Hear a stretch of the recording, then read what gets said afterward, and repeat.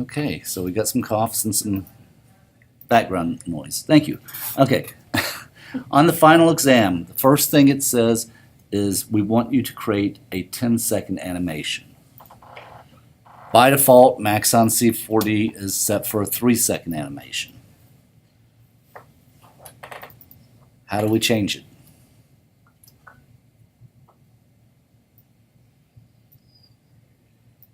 Okay, how we change it. First off, 20 second, excuse me, this is a 10-second. 10-second animation at 30 frames per second. 10 times 30 is 300. So we need to set the maximum time at 300 frames. Okay? By the way, that's worth 10 points. You get that much, you've already got a 10. All right. Now it says, create a text spline with your name and then use a NURB to give it volume. The text splines up here with your name. There's the text spline, and I'm going to slide it over just a little so I can, instead of moving my camera around right now. And then we can do one of two things. We can either use the extrude NURBs, or we can use a sweep NURB. Which would y'all like to use tonight? Sweep, yeah. Sweep NURB, okay, good. The daytime class used the extrude, so when you watch the same video for the daytime class, you'll see how the extrude worked. So NURBs give us volume, so we're gonna go into our NURBs and use a sweep NURB, and we need to have some sort of NURB or some sort of spline to sweep around the text. So we'll go in here, and how about just a little star? Okay, little star, 5 and 15. Okay, so we're going to sweep that star around that spline and create your name, right? Okay, so that's another 10 points if we've gotten that far. We need to add a material to it. File, new material.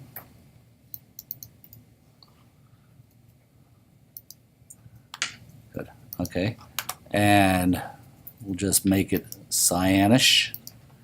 That is a material. Do I need anything else? No. Would you like something else? Yeah, we can. We can add an image to it. We can add a bump to it. We could add transparency to it, all that good stuff. But to add a material to it, that's all we really need at the moment. Okay. Shows that we know what a material is and how to add it. Okay. Everybody good so far?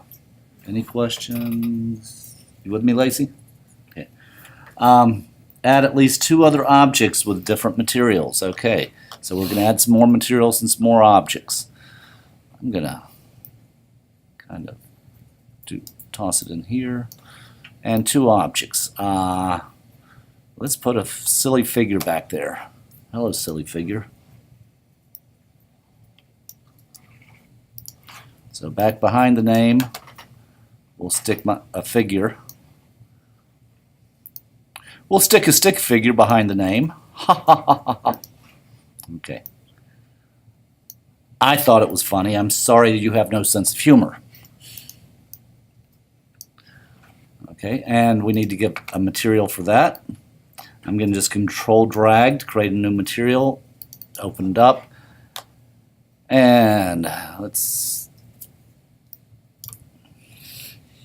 make it, I don't know, that color.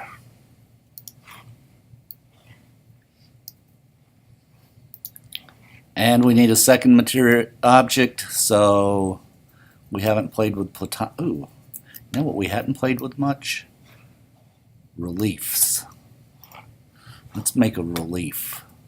And the relief needs an image. So we'll go ahead and see if there's something here that's not boring. Everything's boring. Okay. Face PNG, and you'll see that there is a face pushed through that relief. And let's give it a material.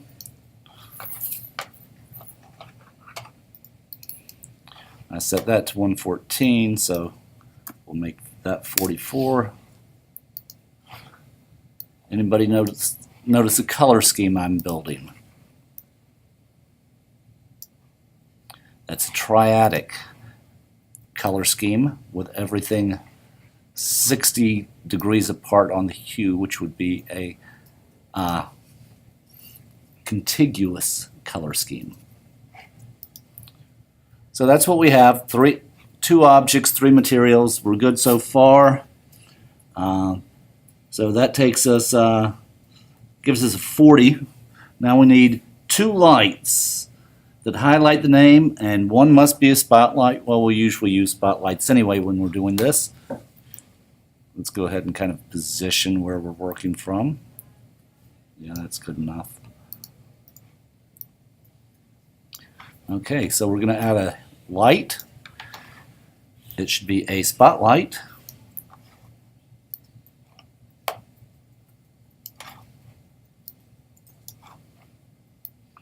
We'll pull it back a little bit, and let's rotate it over so that it's starting off over there. There's one light. I'm going to name it left so I can keep track of it. And I'm going to duplicate that light and call this one right. The right light. And I'm going to simply put that one over there to start off with. So I have 2 lights, in which case they're both spotlights. Light illuminating the name, right? Ooh, ah, cool. Okay, so add 2 cameras to the scene. Oh wait, at least one must be a spotlight. Add 2 cameras to the scene, animate one, and switch the cameras. Okay, so I want 1 camera. Maybe kind of like that. Let's kind of position it just a little bit better. See these little, where it changes the gray? Based on our render settings, which maxes out to 800 by 600 in this version, that's where, when we render it out, the real edge of the movie is. And so what I'll do a lot of times, just so I'm not designing out of it, I will pull on the sides so that what I'm looking at actually matches what I'm going to output. And so I don't start designing outside of the box there. So there's camera 1, and let's maybe, we'll do 3 cameras because we're really brave. There's another camera, so drop another camera. And let's rotate around that guy a little bit. Oops. And there's another angle, so we'll make that also a camera. So we've got 3 cameras. And one of them has to be animated. So let's go back to this one. Camera, main camera. Okay, we're going to animate this, so let's keyframe it. Move our time to say 150-ish. So we moved our time. I have the camera highlighted, so it's selected, and I'm looking through it at the same time. So I'm going to zoom in on this thing and keyframe it. And then I'm going to zoom back out and keyframe it. And so what should happen on this camera, it zooms in and it zooms out. It's actually not zooming, it's actually moving forward and moving back. Okay? So we have the animated camera. And now we need a camera switch on the timeline. So we need a stage object to control the cameras. And it's going to start off with the main camera. Right? Everybody with me? Michelle, you good? Okay. Alan, you following kind of? Okay. All right. So we've got the stage object. We're going to go Window, Dope Sheet, Timeline. I need to add a property. Don't want the camera on the timeline. I want the stage object on the timeline. My bad. Create property track camera. When we add that keyframe, we see that at frame 0, we're starting off with camera. Well, after, say, a second and a half, which would be 90, we're going to want to change from camera to camera 1. Then at frame 120, we'll switch over to camera 2.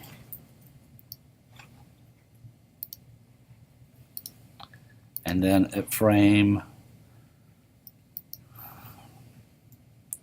100 and what did we do? 30, so 150. We'll switch back to camera 1. At frame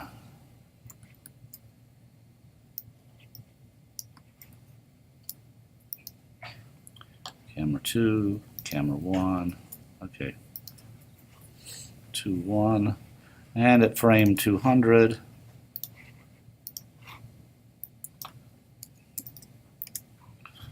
we are back to camera. Let's see what we created. It's animating, switching.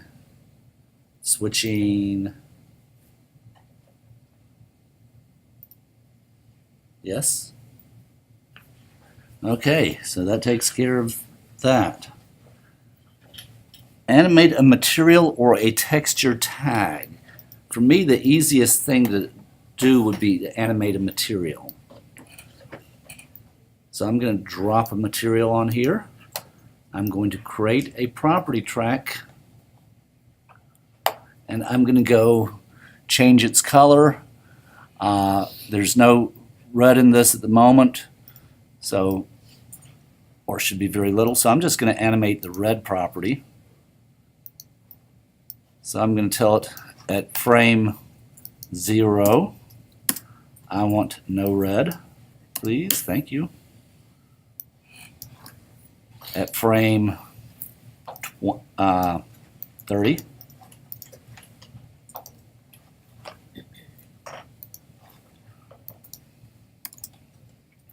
I want it to be 100% red. All right, ain't that pretty? So I have those two keys right there. I'm just going to duplicate that same movement by selecting the two reds right there, holding the control key and dragging to the right. Holding the control key and dragging to the right. Holding the control key and dragging to the right.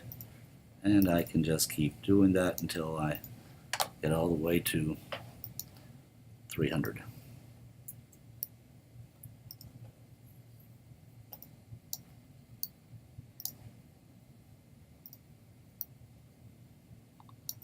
That's good enough. And you'll see that the name is, the material on your name is changing.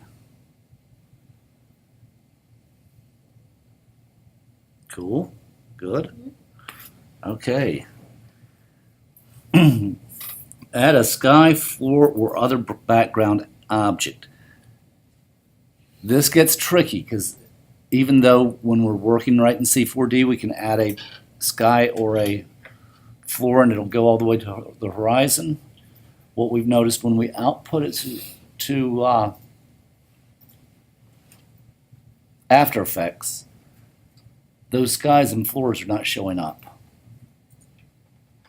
So let's not do it that way.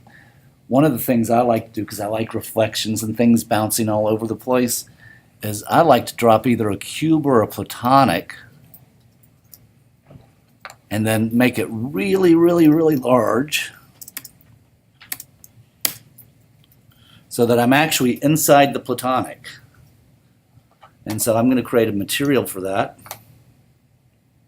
Create new material. And I'm going to go down here to reflection, add, reflection, and I want that to be 100%. Reflection strength is 100%. And when I drop it on here, I now have mirrors pointing at mirrors pointing at mirrors. Or, oops, I forgot to drop that on there. Try that again.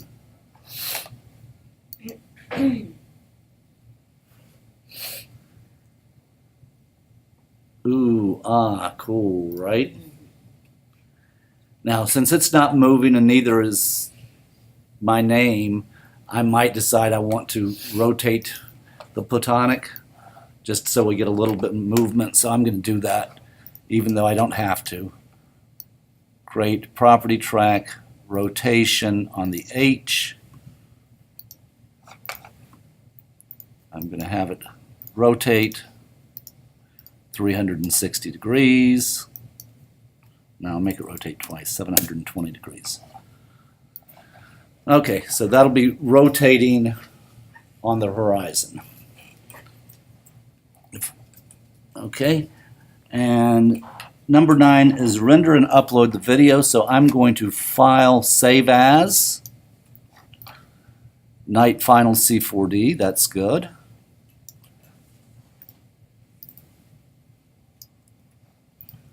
And I'm going to go over to After Effects, File, New Project. File, Import.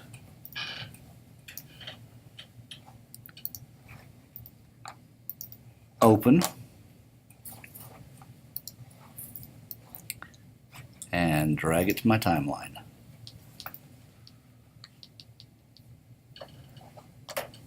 Now, what we want to make sure that we do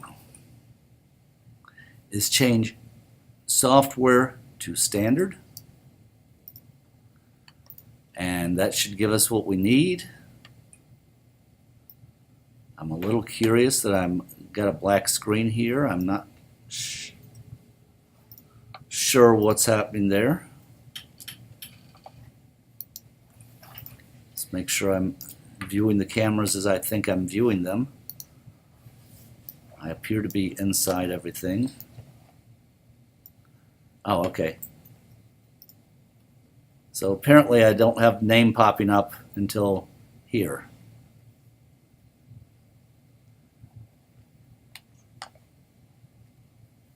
Okay. It's just pointing to the blank screen. Okay. I just wanted to double check what I had before I freaked out. Okay, that's why I'm getting a black screen. Okay, so that's good. So I'm going to File, Export to Render Queue. And I'm going to tell it to go ahead and render. And it's going to sit there and we see it calculating. Hopefully at some point in a few seconds here, we'll see it start to slow down and actually generate things. There it comes. So it's gradually doing that. And that MOV file that we're creating right now is what you'll send to me for your final exam.